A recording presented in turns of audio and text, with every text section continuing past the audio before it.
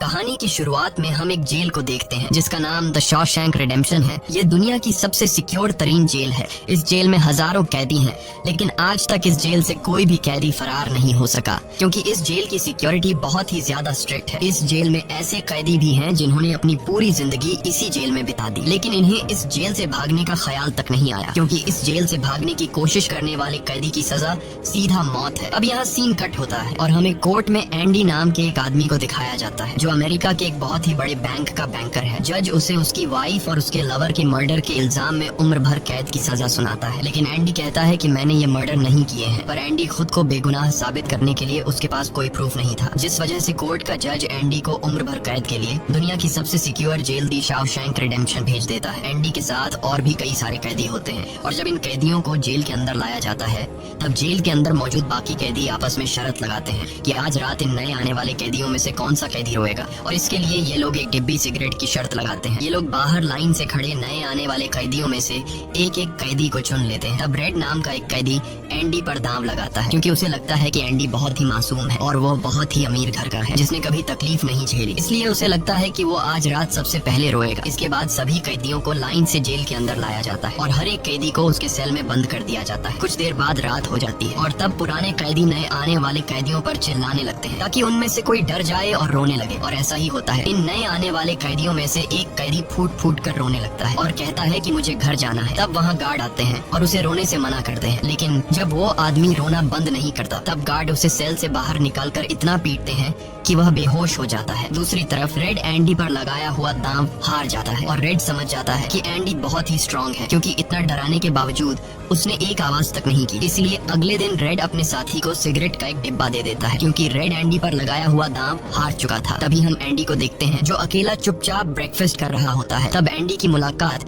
Jail के सबसे पुराने कैदी ब्रुक्स से होती है। ब्रुक्स को यहाँ इस जेल में लगभग 50 साल पूरे होने वाले हैं। एंडी समझदारी से ब्रुक्स से इस जेल के सभी छोटे बड़े रूल्स और हर एक कैदी के बारे में जानने की कोशिश करता है। तब ब्रुक्स एंडी को जेल का हर एक सीक्रेट बता देता है और वो एंडी से कहता है कि अगर तुम्हें जेल के बाहर से कुछ मंगवाना हो तो रेड नाम के कैदी के पास जाना। ये सुनते ही एंडी भी इंतजार नहीं करता और वह सीधा रेड के पास पहुंच जाता है और रेड से कहता है कि मैंने सुना है तुम बाहर से किसी भी चीज को अंदर मंगवा सकते हो। तब रेड कहता है हाँ मैं मंगवा सकता हूँ, लेकिन ऐसी चीज जो यहाँ से भागने या फिर किसी को मारने में काम ना आती हो। एंडी रेड से कहता है कि मुझे हैमर यानी एक हथौड़ा चाहिए। हथौड़े का नाम सुनते ही रेड कहता है कि तुम्हें हथौड़ा ही क्यों चाहिए, क्या तुम हथौड़े से किसी को मारने वाले तो नहीं हो? तब एंडी कहता है नहीं, मैं किसी को मारने वाला नहीं हूँ, मेरा यहाँ कोई भी दुश्मन नहीं है। ये सुनकर रेड कहता है कि तुम्हारा यहाँ दुश्मन तो नहीं है, लेकिन जल्द ही कुछ लोग तुम्हारे दुश्मन बनने वाले हैं। वो कुछ लोगों की तरफ इशारा करके एंडी को वार्न करता है कि इन लोगों की गंदी नजर तुम पर है,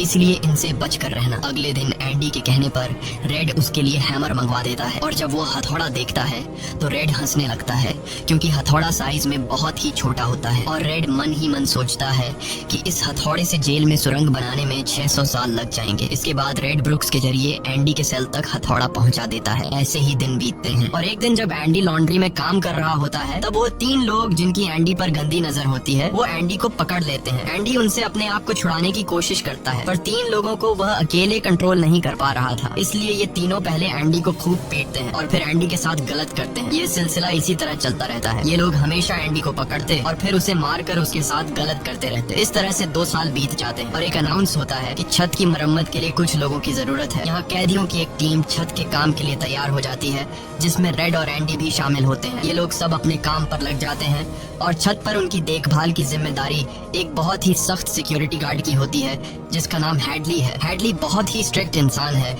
जो जरा सी गलती पर कैदियों को बहुत बुरी तरह पीटता है। जब सभी कैदी छत पर काम कर रहे होते हैं तब हैडली थोड़ा परेशान होता है और अपने साथियों से कहता है कि मेरे भाई की हाल ही में मौत हुई है जिसके अकाउंट में $30,000 पड़े हैं। अब मेरे भाई का मेरे अलावा इस दुनिया में और कोई नहीं है, इसलिए उसके पैसे पर मेरा हक बनता है। लेकिन परेशानी की बात यह है कि जब मैं इन $30,000 को अपने अकाउंट में ट्रांसफर करूंगा तब सरकार मुझसे टैक्स के रूप में सारे पैसे ले लेगी। हैडली जब अपने साथियों से यह बातें कर रहा था तब एंडी एंडी भी इसकी सारी बातें सुन लेता है। एंडी जो कि एक बहुत बड़ा बैंकर है, उसे पता था कि इन पैसों को बिना गवर्नमेंट को टैक्स दिए कैसे निकाला जा सकता है।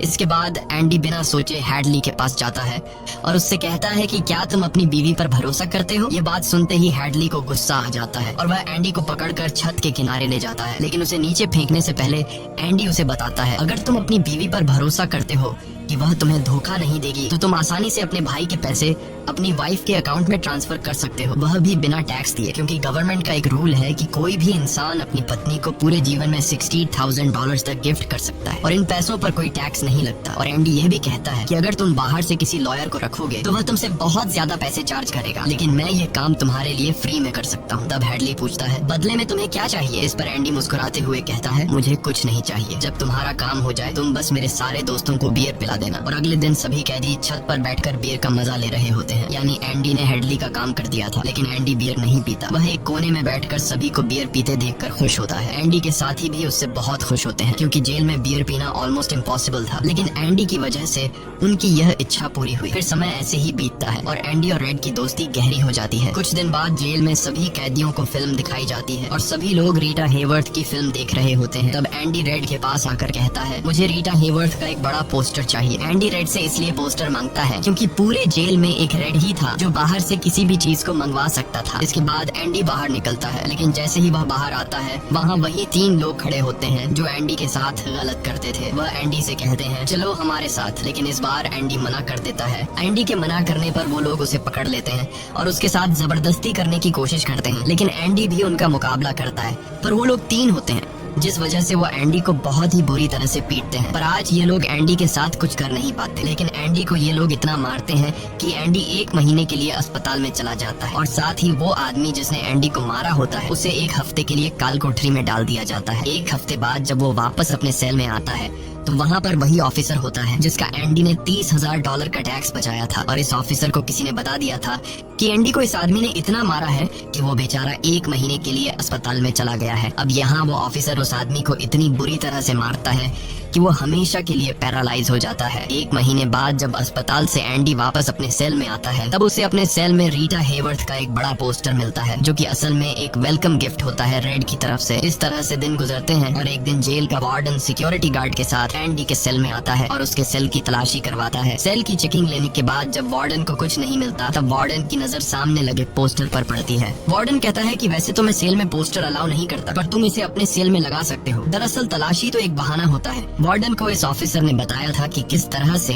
एंडी ने उसका $30,000 का टैक्स बचाया, इसीलिए वार्डन अपने फायदे के लिए एंडी से मिलना चाहता था। एंडी के हाथ में बाइबल होती है जिसे वह ले लेता है और बाइबल को लेकर वह यहाँ से निकल जाता है। पर कुछ ही दूर जाने के बाद वह वापस लौट कर आता है और उसके हाथ में जो एंडी की बाइबल होती है वह उसे लौटाते हुए कहता है कि मुक्ति इसी में है। अगले दिन वार्डन एंडी को अपने ऑफिस में बुलाता है और कहता है कि तुम्हारे जैसे इंटेलिजेंट आदमी को जेल की सलाखों के पीछे नहीं रहना चाहिए, इसलिए वार्डन एंडी को लाइब्रेरी का असिस्टेंट बना देता है। लाइब्रेरी में वही बुक्स नाम का बूढ़ा आदमी होता है जो कई सालों से लाइब्रेरी संभाल रहा है। तभी वो ऑफिसर जिसके लिए एंडी ने $30,000 बचाए थे वह एक दूसरे ऑफिसर को एंडी के पास लेकर आता है। असल में उसे ITR का मसला था जिसे कुछ ही मिनटों में एंडी भर देता है, जिस वजह से पूरे जेल में एंडी के चर्चे होने लगते हैं। जैसे जैसे साल बीतते हैं एंडी के पास काम बढ़ता चला जाता है, जिस वजह से एंडी को अपने पास एक असिस्टेंट की जरूरत पड़ती है और वो अपना असिस्टेंट अपने सबसे अच्छे दोस्त रेड को बनाता है। एक दिन लाइब्रेरी में ब्रुक्स एक कैदी के गले पर चाकू रख देता है और वो उसे बिना वजह मारने की धमकी देता है। असल में सरकार ने उसकी सजा माफ कर दी है, पर वो इस जेल को छोड़कर नहीं जाना चाहता। आज उसे इस जेल में पूरे 50 साल हो चुके हैं। उसकी पूरी जिंदगी इसी जेल में बीत गई है और वो बिल्कुल भूल चुका है कि बाहर की दुनिया कैसी है। ये जेल की दुनिया ही उसकी असली दुनिया है और उसे लगता है कि अगर उसने किसी का खून कर दिया तो उसकी सजा बढ़ जाएगी और उसे इसी जेल में रखा जाएगा। एंडी के समझाने पर ब्रुक्स उस आदमी को जिसकी गर्दन पर उसने चाकू रखा था छोड़ देता है। अब न चाहते हुए भी ब्रुक्स जब जेल से छूटने के बाद बाहर आता है तो उसे बाहर की दुनिया बहुत अजीब लगती है। 50 सालों में बाहर की दुनिया की रफ्तार काफी ज्यादा बढ़ गई होती है। जहाँ सड़क पर पहले एक गाड़ी दिखती थी अब सड़कों पर गाड़ियों की भीड़ है। कुछ दिन बाद वो एक सुपरमार्केट में काम करने लगता है, लेकिन उसका बाहर की दुनिया में बिल्कुल भी मन नहीं लगता। उसे बार बार जेल की याद आती है और वो जेल में वापस आना चाहता है। इसीलिए वो कभी कभी सोचता है कि वो कोई क्राइम करे ताकि वह फिर से इस जेल में जा सके। लेकिन ब्रुक्स इस उम्र में कोई भी क्राइम नहीं करना चाहता था और इस भीड़ भाड़ वाली तेज रफ्तार वाली जिंदगी में ब्रुक्स सरवाइव नहीं कर पाता और अपनी जान दे देता है। मरने से पहले वो जेल में अपने साथियों के नाम एक खत लिखता है जिसे पढ़ते हुए सभी बहुत ज्यादा इमोशनल हो जाते हैं। वहीं हमें जेल दिखाई जाती है जहाँ पर वार्डन एक नया प्रोग्राम शुरू करता है। इस प्रोग्राम में जेल की कैदियों को बाहर ले जाकर काम करवाया जाएगा ताकि उन्हें पता चल सके कि मेहनत से पैसे कैसे कमाए जाते हैं। और कैदी भी इस काम के लिए मान जाते हैं क्योंकि वह सब भी बाहर की हवा खाना चाहते थे और इस तरह से वार्डन इन कैदियों से काम लेता है। पर इस प्रोजेक्ट के जरिए वार्डन को बहुत सारे कॉन्ट्रैक्ट मिल जाते हैं क्योंकि जेल के कैदियों की लेबर बहुत सस्ती होती है और जो बाहर की लोकल कंस्ट्रक्शन लेबर की टीम होती है उन्हें कहीं पर भी काम नहीं मिलता क्योंकि वार्डन उनका काम आधी कीमत पर अपने कैदियों से करवाता है। और वार्डन आधी कीमत पर काम इसलिए करता है क्योंकि कैदी कोई लेबर तो थे नहीं जिनको वार्डन दिहाड़ी दे पाता। इसलिए वार्डन फ्री में कैदियों से काम करवाकर बहुत सारा पैसा कमाने लगता है और उसका यह पैसा ब्लैक का होता है। लेकिन एंडी एक बैंकर होने की वजह से वार्डन का सारा ब्लैक मनी व्हाइट में बदल देता है। दरअसल एंडी इन पैसों को एक ऐसे आदमी के नाम पर जमा करता है जो इस दुनिया में है ही नहीं और वह उसके अकाउंट में सारा पैसा ट्रांसफर कर देता है ताकि अगर कल को पुलिस को पता भी चल जाए तो पुलिस एक ऐसे आदमी को ढूंढ रही होगी जो इस दुनिया में कभी पैदा ही नहीं हुआ। अब यहाँ जेल में एक नया कैदी आता है जिसका नाम टॉमी है। टॉमी बहुत यंग होता है और वह इस छोटी सी उम्र में कई सारी जेलों में जा चुका है। टॉमी एक बहुत ही फ्रेंडली नेचर का था इसलिए उसकी जल्द ही जेल में बहुत से कैदियों से दोस्ती हो जाती है। एक दिन खाने की टेबल पर टॉमी सबसे कहता है कि मैं पिछले कई सालों से चोरी कर रहा हूँ इसलिए मैं यहाँ की कई सारी जेलों में जा चुका हूँ और इस बार भी मैं चोरी की वजह से इस जेल में आया हूँ। टॉमी की बात सुनते हुए एंडी उसे कहता है